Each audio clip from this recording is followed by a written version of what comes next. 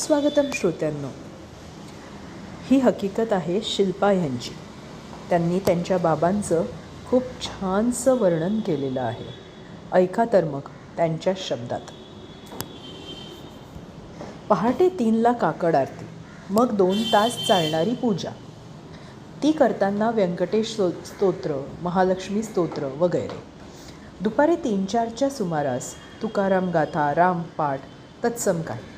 संध्याकाळी 7 वाजता रामरक्षा आणि भीमरूपी झोपताना गोंदवलेकर महाराजांची प्रवचनं.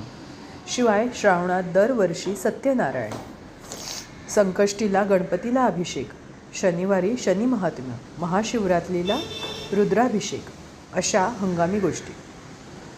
उरलेल्या दिवसात गणित, भौतिकशास्त्र, रसायनशास्त्र शिकवणं हा माझ्या बाबांचा नित्यनियम. मग उन्हाळ्याच्या सुट्टीत धान्याची वाळवण, जादूच्या प्रयोगातून अंधश्रद्धा निर्मूलनाची गावोगावी पथनाट्य. हेही देव, पूजा अर्चा, विधी आणि गणित विज्ञान यांनी मिश्रित असलेल्या त्यांच्या या दिनचर्येबद्दल मला कायमच कुतूहल वाटे. शाळेतून निवृत्त झाल्यावर ते घरी शिकवत, दिवसभर शिकवायला येणारी मुलं आणि मग त्यांचे पालक, गावातले इतर बरेच लोक, कुठल्या बँकेत खातं उघडू, मुलं ऐकत नाही, काय करू सारखे वैयक्तिक आणि संसारिकपासून ते अगदी आध्यात्मिक प्रश्न घेऊन येत.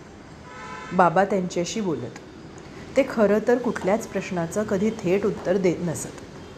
पण बाबांशी तासभर बोलल्यावर आलेले लोक उत्तर मिळाल्याच्या समाधानात परत जात. कधीकधी तर त्यांना त्यांच्या उत्तरामध्ये विरोधाभासही वाटे. मला वाटे तसं लोकांचं समाधान होईल. ते कधी एक सांगत तर कधी दुसऱ्याला काही दुसरं. कधी ते अगदी दैववादी आहेत असे वाटे, तर कधी अगदीच नास्तिक. हे मला कायमच बुचकळ्यात टाके. त्यांच्या गप्पांमध्ये प्रसंगानुरूप बरेच उल्लेख असत. कुणाला काही समजवताना त्यांनी कधी तुकारामाच्या गाथेतला उल्लेख असे किंवा ज्ञानेश्वरीमधल्या ओवीचा, कधी कबीराच्या दोह्याचा, तर कधी गीतेमधला श्लोक, नाही तर कधी न्यूटन आर्किमिडीजचाही. माझ्या लहानपणी मी बाबांना वाचताना पाहिलेलं आठवतं. मात्र त्यानंतर आठवणीत कधीच बाबा फारसे वाचताना आठवले नाहीत. त्यामुळे ते जे काही जबाबीपणे सुभाषितं, ओव्या, श्लोक यांचे संदर्भ सांगत तेव्हा मला फार नवल वाटे. बाबा माझ्याकडे इथं अमेरिकेला येणार म्हणून ठरल्यावर मला पहिला प्रश्न पडला तो त्यांच्या देवपूजेचा. माझ्याकडे देवघर असं काही नाही. ते येणार म्हणून करावं का हा विचार डोकावला, पण ते नाही झालं. आल्यावर कदाचित रागवतील असंही वाटलं. पण लहानपणीही कधीच त्यांनी मला किंवा माझ्या बहिणीला पूजा करा, नमस्कार करा हा आग्रह केला नाही. त्यामुळं त्या विचारानं फारसं मूळ धरलं नाही. अर्थात लहानपणी त्याच वातावरणात असल्यानं आपण आस्तिक नास्तिक आहोत की काय असले प्रश्नही पडले नाही. आम्ही सगळ्या धार्मिक विधीपूजांमध्ये आवडीने भाग घेत असू. मात्र त्यात कधी सक्ती नव्हती. बाबा इथं आले, घर बघितलं, स्थिरावले. त्यांची दैनंदिनी इथंही तशीच चालू होती. कधी त्यांच्या खोलीतून, कधी बॅकयार्डमधून पक्ष्यांना खायला घालताना, तर कधी झाडांना पाणी घालताना ते पूजेच्या वेळी जे म्हणायचे ते म्हणू लागले. त्यांनी कधीच देवघराबद्दल विचारलं नाही. मग मला संकोच वाटला. मी आणि अमितनं विचारलं, देवघर करून देऊ का? तर म्हणाले, छे, अरे ते पण कंटाळले होते मला. रोज आपला 4च्या ठोक्याला उठवतो म्हणत असतील. आता झोपू दे त्यांना काही महिने. ते मजेत आहेत, राहू देत त्यांना तसे थोडे दिवस. एकदा आम्ही कॅम्पिंगला गेलो असताना संकष्टी आली. तर तळ्यात उभं राहून त्यांनी अथर्वशीर्ष म्हणत हवेतच अभिषेक केला. संध्याकाळचे 7ला विमानात असताना तर त्यांनी रामरक्षा म्हणून सगळ्यांना नेहमीप्रमाणे त्यांच्या चहाबरोबर आलेल्या पाकिटातली साखर प्रसाद म्हणून दिली. इथं असताना श्रावण आला तर आनंदानं आंब्याऐवजी अंगणातल्या पालोवर्दीच्या फांद्या तांब्यात घालून त्यांनी सत्यनारायणही केला. म्हणाले की प्रसादाचा शिरा नको चुकायला. त्यांच्या या समजूतदारपणाचं मला कौतुक वाटलं. लहानपणापासून वाटत असलेलं नवल, मग वाटलेलं कुतूहल, त्यांच्या विचारातल्या वरकरणी वाटणाऱ्या विरोधाभासाचा गोंधळ आणि हे अलीकडचं कौतुक, हे सगळं तसंच माझ्यापाशीच ठेवलं होतं बरीच वर्ष.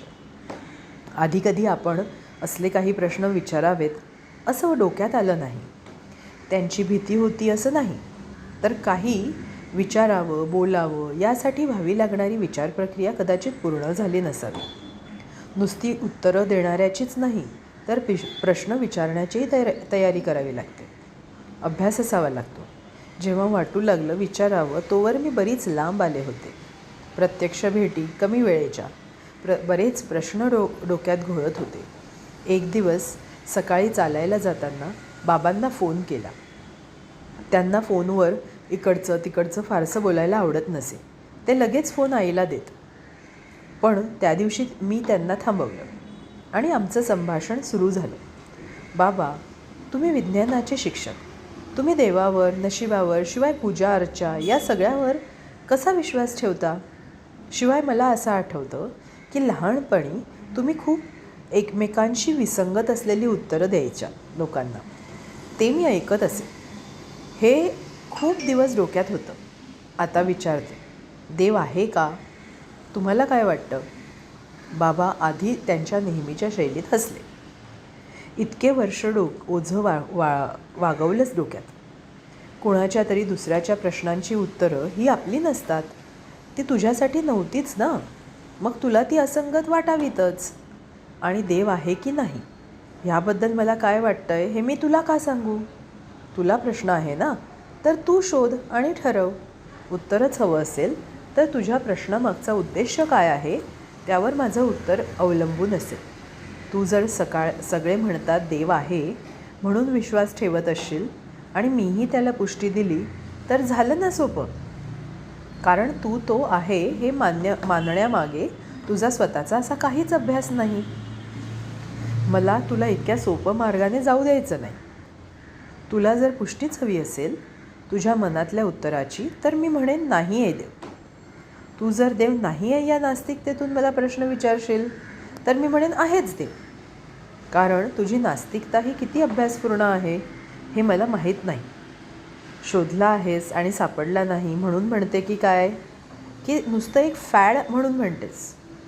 आणि तू जर निव्वळ कुतूहलानं विचारत असशील तर मग मी तुला उत्तर न दिलेलं बरं.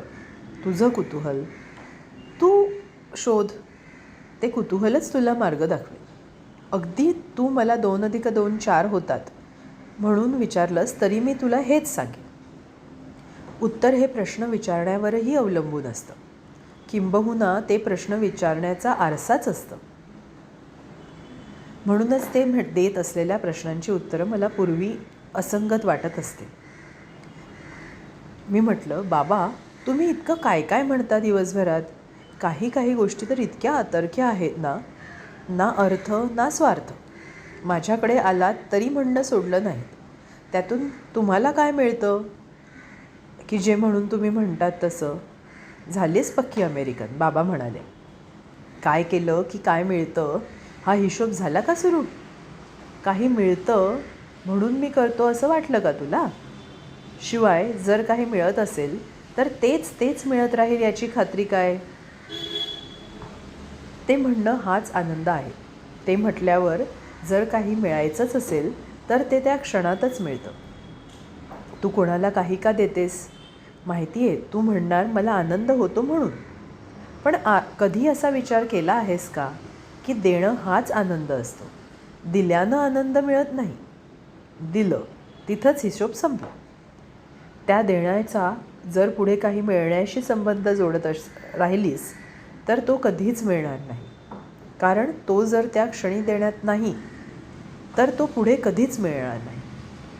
जोवर काय मिळेल हे विचारणारा तुझ्या डोक्यात असेल तोवर जे मिळतंय ते तुझ्या लक्षातच येणार नाही. प्रत्येक कामाची परिपूर्ती, इतिकर्तव्यता त्या कामातच असते आणि कामाबरोबरच संपते. त्याचा आवाका तितकाच असतो. अगदी आगीत कागद टाकल्यावर तो जळतो. ना आगीत टाकायच्या आधी ना नंतर, अगदी तसंच. मला आठवतंय ते हळूहळू बरेच गप्प होत गेले. त्यांनी शिकवणंही बंद केलं. ते शांतपणे बाहेरच्या खोलीत बसलेले असत. कधी डोळे मिटून, कधी आम्ही संध्याकाळचे बाहेर गेलो तर घरात अंधार असे. दिवेही लावलेले नसत. आणि बाबा शांत बसलेले असत. मला वाटे हे असे निराश होऊन बसले. मी त्यांना, बाबा तुम्ही वाचत का नाही असे म्हणे.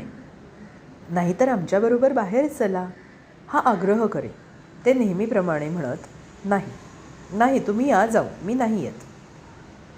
आणि मग त्यांच्या डोक्यात काय चाललं आहे ते कळत नव्हतं. बाबा तुम्ही लोकांना आशावादी राहा असं सांगत आलात, वाचा, ते समजून घ्या वगैरे वगैरे, पण तुम्ही अलीकडे मात्र नुसते बसलेले असता. असं वाटतं ना बाबा, यू हॅव गिवन अप. तसं बाबा मला म्हणाले, तुला काय वाटतं, मी आता म्हातारपण आलं, काय करायचं काहीच उरलं नाही म्हणून गप्प बसलेला असतो. बरोबर आहे, बाहेरून तसंच वाटत असेल. खूप वाचलं, ऐकलं, हे सगळं बाहेरून आलेलं होतं. आता मी काय म्हणतोय हे ऐकण्याचा प्रयत्न करतोय.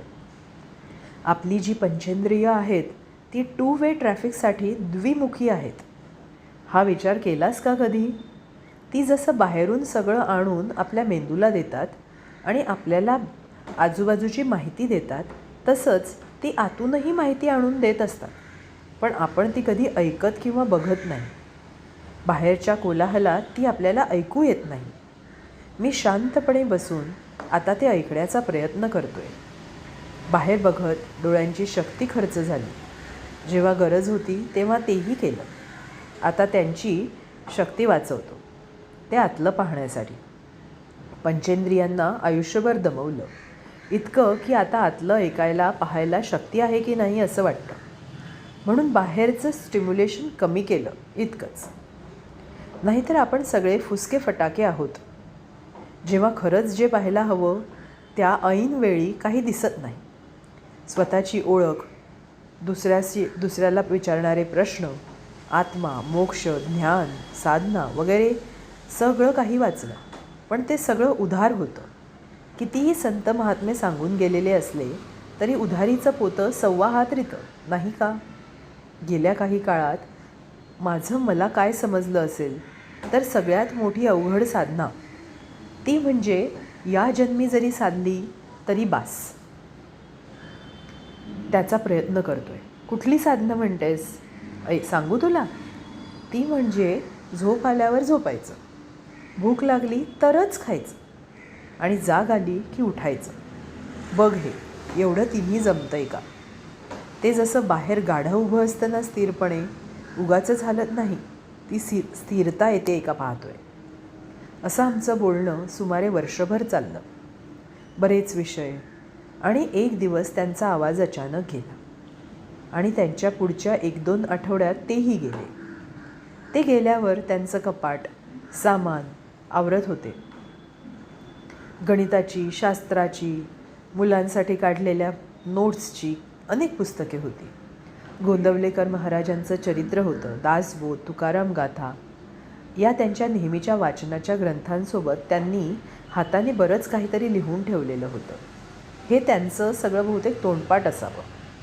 मात्र त्यांच्या हस्ताक्षरातल्या रामदासांच्या निरूपणाच्या काही ओळी माझा सतत पाठलाग करत आहेत. देहाचा भरवसा नाही, वैभवाचा असे चिना, देशकाळ वर्तमाने सर्वही होत जात असे, संगती चालले सर्वे, मागे पुढे हळूहळू, देखता देखता होते, कळता न कळे असे. आज जेव्हा डोळे मिटून बाहेरच्या खोलीत शांत काहीच न करता बसलेले बाबा मला आठवतात, तेव्हा ते मला एकदम फ्रेंच प्रेस कॉफी मेकरसारखे वाटतात. त्यांच्या शेवटच्या वर्षात ते जेव्हा काहीच वाचत नसत, जास्त बोलत नसत, त्यावेळी जणू त्यांच्या आधीच्या अभ्यासाचा, वाचलेल्या पोथीपुराणांचा, संतवचनांचा अर्क हळूहळू जमा करत होते. मी त्यांच्याशी केलेल्या चर्चेतूनही मला त्यांनी ट्रिपल एक्सप्रेसो शॉट्स दिले जणू, जे मला माझ्या आयुष्यभरासाठी पुरतील. त्या एका कपात त्यांनी वाचलेल्या आणि त्यांना समजलेल्या संतवचनांचा, त्यांच्या शब्दातलं सार सामावलेलं आहे नक्कीच. ती वचनं कोणाची, कुठली हे मला माहिती नाही आणि मी ती सगळी वेगळी काढूही शकत नाही. गीता, तुकाराम, रामदेव, नामदेव, ज्ञानेश्वर हे सगळे एका आयुष्यात समजून घेण्याची माझी कुवत नाही. मात्र ते बाबांच्या माध्यमातून माझ्यापर्यंत पाझरत आलेल्या या एक्सप्रेसो शॉटद्वारे थोडं का होईना पोचते आहे. Cheers on fathers day. This espresso shot is keeping me awake always. श्रोत्यांनो, कसे